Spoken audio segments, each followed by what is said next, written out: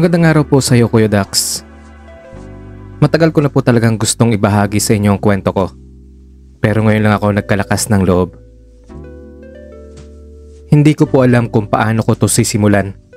Pero sana mabasa niyo po hanggang sa dulo.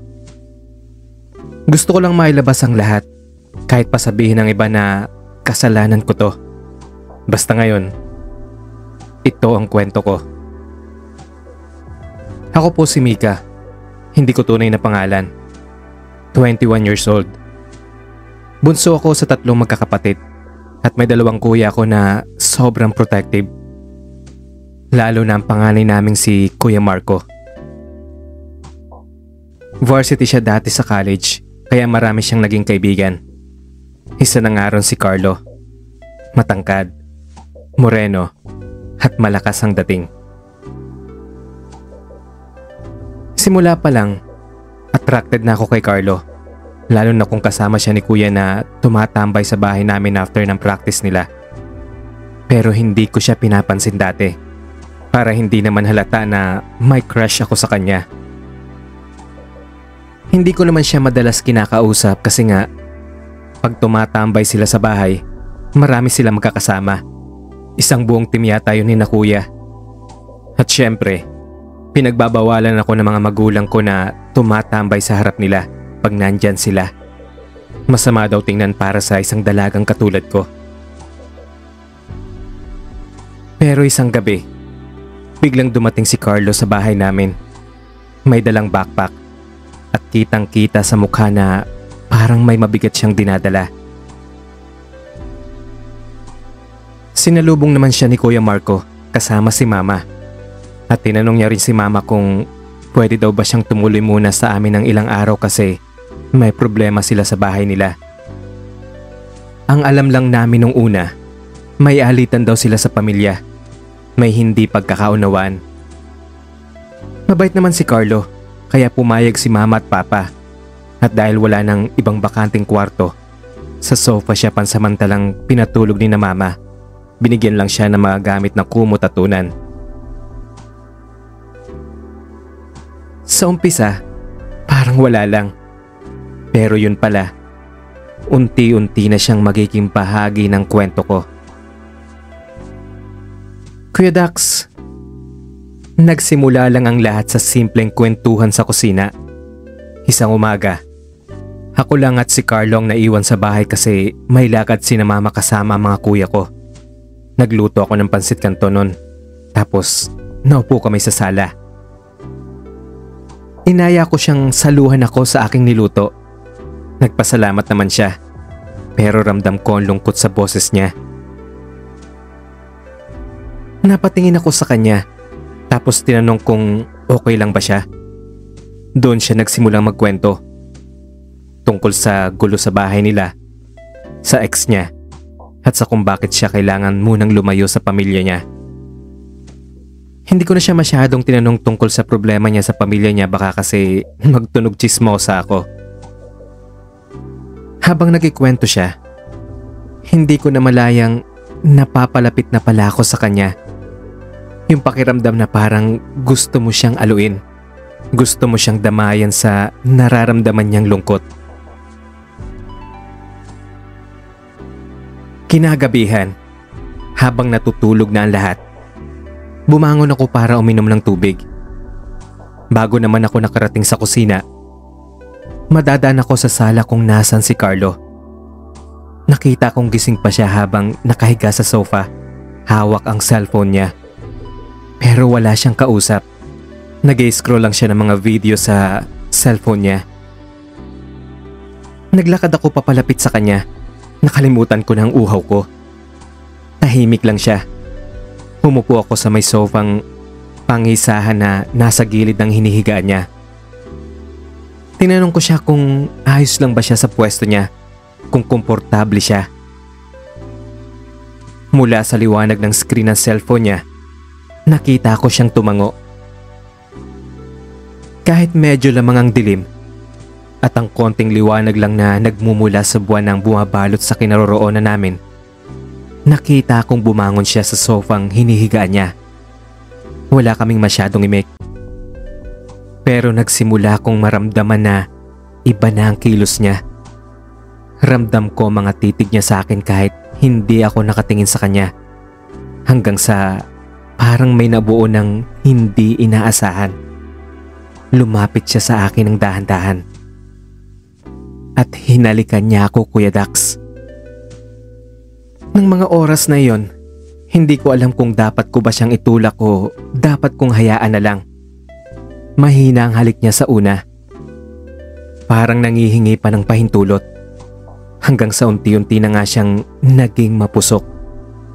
At doon nga sa sala, sa gabi ngayon, kaming dalawa ay naging isa.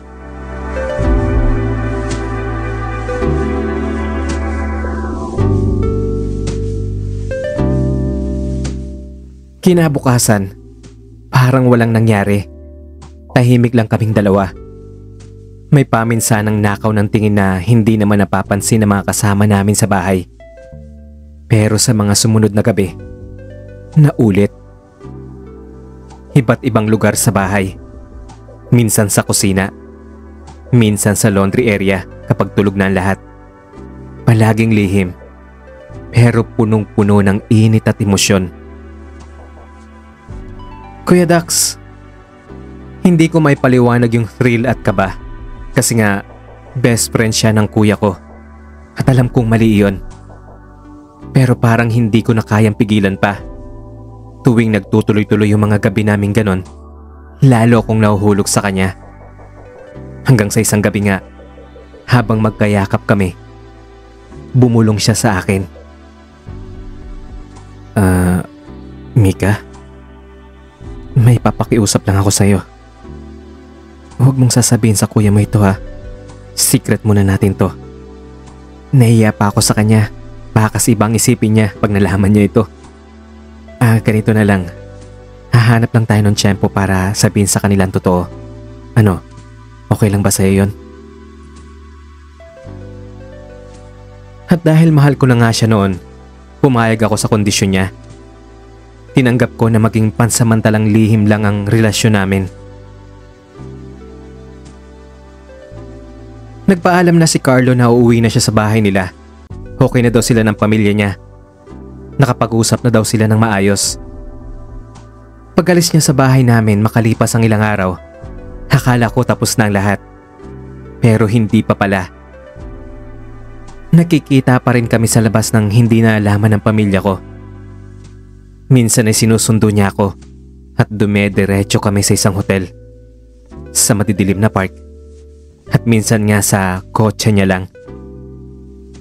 Nakakayaman pero parang hinahanap ko na talaga ang presensya niya araw-araw.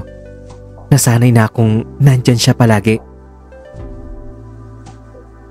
Hanggang sa isang araw nga, hindi ko na nakuha ang buwan ng dalaw ko. Kinabahan ako. Umiyak ako buong gabi dahil sumagi na sa isip ko na baka buntis ako. Pero para makasiguro, bumili ako ng pregnancy test. Kinakabahan man ay pinilit kong tingnan ang resulta. Hindi ko alam ang magiging reaksyon ko nun, Kuya Dax. Napatakip na lang ako ng bibig at napaupo sa sahig ng banyo ko. 20 pulang guhit ang lumabas sa resulta. Na ang ibig sabihin, buntis ako. At si Carlo ang ama. Sigurado ako doon dahil siya pa lang ang unang nakakasama ko. Ipinagtapat ko ang lahat kay mama. Hindi ko na kaya pang itago iyon. Doon na nga nagsimulang mabunyag ang lahat. Galit na galit si Kuya Marco, pati si Papa. Pero ang pinakamasakit, doon ko nalaman na may isa pa palang babaeng nabuntis si Carlo at tinakbuhan niya rin ito. Ang dahilan pala ng pananatili niya sa amin noon ay para magtago, para takasan yung unang babaeng nabuntis niya. Alam pala ito ni Kuya Marco, pero nakiusap daw si Carlo sa kanya na ilihim sa amin ang totoong dahilan ng paikituluyan niya sa amin. At doon na nga tuluyang bumuhos ang luha ko. Umiyak ako sa harap ng pamilya ko. Pinilit naming hagilapin si Carlo pero hindi na namin siya makita. Pinuntahan namin ito sa bahay nila pero ang sabi ng mga magulang nito, simula daw nung makitira ito sa amin, hindi pa daw ito umuwi sa kanila. Isang araw, may balita kaming nakuha. Umalis na pala siya ng bansa. Tahimik at hindi nagpaalam. Wala ding sagot sa mga tawag o mensahe namin. Pinili ko pa rin ituloy ang pagbubuntis ko. Hindi naman ako natis ng pamilya ko at pinatawad nila ako. Tutulungan daw nila ako sa pagpapalaki sa magiging anak ko. Unti-unting tinanggap din nila ang sitwasyon ko. Pero si Carlo, wala na kaming naging balita. Siguro ay masaya na siya sa ibang bansa. Siguro, may iba na rin siyang pinaikot doon. Pagkatapos ng lahat ng nangyari, dumating din ako sa punto na hindi na ako umaasa na babalikan at pananagutan ako ni Carlo. Marami pa rin ang nagtatanong sa akin, lalo na ng mga malalapit kong kaibigan, kung bakit hindi ko siya hinabol, bakit hindi ko ipinaglaban. Pero ang totoo, hindi ko na kailangang habulin ng taong ni minsan ay hindi ako piniling ipaglaban. Nanguna kong marinig na umalis na siya ng bansa, parang nawala ako sa ulirat. Paulit-ulit kong binubuksan ang chat namin. Yung mga, ingat ka, I miss you. At yung, sorry kung busy ako ha. Lahat pala yon ay kasinungalingan. Dumaan ang mga buwan. Habang lumalaki ang tiyan ko, mas lalo akong napapaisip kung ano ba talaga yung mali kong ginawa. Akala ko dati kasalanan ko kasi ako yung babae. Ako yung nagpadala. Ako yung nagtiwala. Pero ngayon, mas malinaw na sa akin na ang mali ay yung taong ginawang laruan ng damdamin ng iba para takasan ang sarili niyang kasalanan. Noong nakapanganak na ako, Kuya Dax, iyak ako ng iyak habang hawak ko ang anak ko. Wala akong kasama sa delivery room. Si mama lang ang nasa labas. Wala ang tatay ng anak ko. Wala si Carlo. Pero kahit ganon, naramdaman kong buo ako kasi buo kong piniling panindigan ng anak ko. Naisip ko, paano kung bigla siyang bumalik? Paano kung isang araw, kumatok ulit siya sa bahay namin? May dalang pasalubong galing abroad. May mga palusot na sasabihin. Ang sagot ko, hindi ko na siya tatanggapin. Hindi ko na siya hinanap. Hindi ko na siya kinausap kahit sa isip ko. Tinanggap ko na ang katotohanan na minsan, magmamahal ka ng taong hindi ka kayang mahalin ng buo. Pero ayos lang naman yun kasi hindi ibig sabihin nun, kulang ka. Kuya Dax, natutunan kong hindi mo dapat ihingi ng sorry na nagmahal ka ng totoo. Pero dapat mo ring alalahanin na hindi mo tungkuling ayusin ang mga taong sirang-sira na sa loob. Sa ngayon po, binuo ko na ang sarili ko. Hindi para sa kanya, kundi para sa anak ko. Siya na ngayon ang dahilan kung bakit kailangan kong lumaban. At balang araw, kapag tinanong niya ako kung nasa ng tatay niya, sasabihin kong totoo. Kasi hindi tulad ng tatay niya, nabuhay sa kasinungalingan para lang makapangloko ng inosenteng tao. Ang sasabihin ko sa anak ko, hiniwan niya tayo anak, pero huwag ka mag-alala. Hindi ka iiwan ni Mami. Single mother pa rin po ako hanggang ngayon. Pero kung may dumating po na lalaki magmamahal sa akin, dapat tanggap niya rin ang anak ko. At kung hindi niya magagawa yon, pasensyahan na. Mas pipiliin ko ang anak ko. Okay lang na wala akong makasamang lalaki sa buong buhay ko. Mas mahalaga sa akin ang anak ko. Dapat pag minahal niya ako, package kasama ang anak ko. Hanggang dito na lang po ang sulat ko, Kuya Dax. Salamat po sa pagbibigay ng boses sa kwento ko. More power po sa channel ninyo. Ako po si Mika at ito ang true confession ko.